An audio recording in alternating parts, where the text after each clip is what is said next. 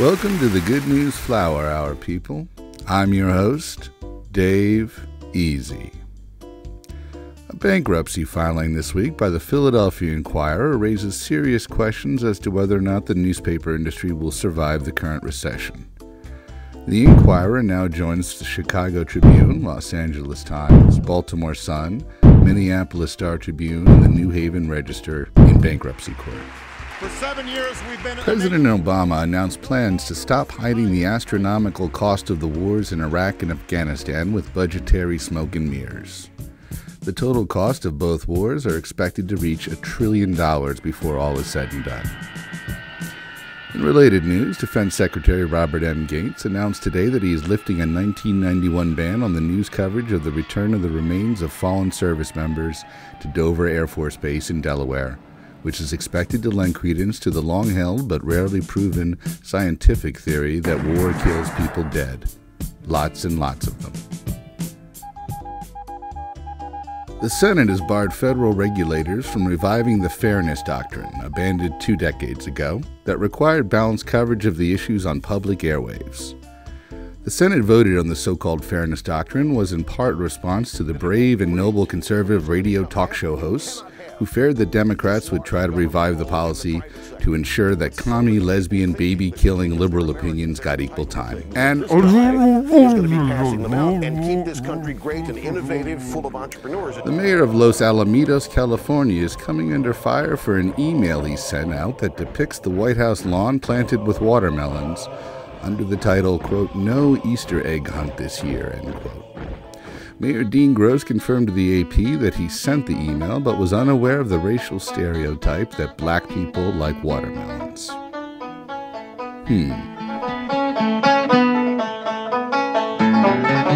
related news, New York Post chairman Rupert Murdoch apologized Tuesday for a cartoon that critics said likened a violent chimpanzee shot dead by police to President Barack Obama.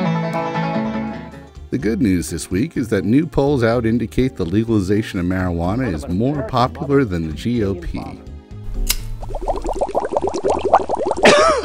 In related news, a bill passed earlier this week by the New Jersey State Senate would allow patients to keep 6 marijuana plants and 1 ounce of weed for personal use if diagnosed by physicians as having a debilitating medical condition. New Jersey Governor Jon Corzine has indicated he will sign the bill if it winds up on his desk. Meanwhile, a California assemblyman, buoyed by the widely held belief that cannabis is California's biggest cash crop, introduced legislation to make California the first state in the nation to tax and regulate recreational marijuana in the same manner as alcohol. On a final note, the Vano Reputation Index, which monitors the public image of leading corporations, reports that Kellogg's has taken a PR plunge since dropping Olympic swimmer Michael Phelps for alleged pot use. Out of the 5,600 company reputations that Vano monitors, Kellogg ranked 9th before it booted Phelps. It is currently ranked 83. The bad news this week is that Mickey Rourke did not win the Best Actor Oscar for his bravura performance in The Wrestler, so we never got to hear this wonderful acceptance speech. It's nice to be presented this award by all these two talented I don't know what you do, honey, but these two are really but these two are really good.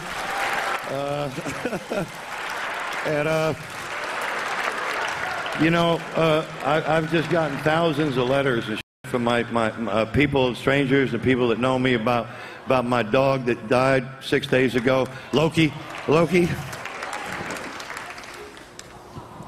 This is for you, baby. And that is the week that was. The Good News Flower Hour was brought to you this week by the word nationalization. Shit's getting way too complicated for me. Just go out and do it, people. These folks don't dress too well. No discrimination.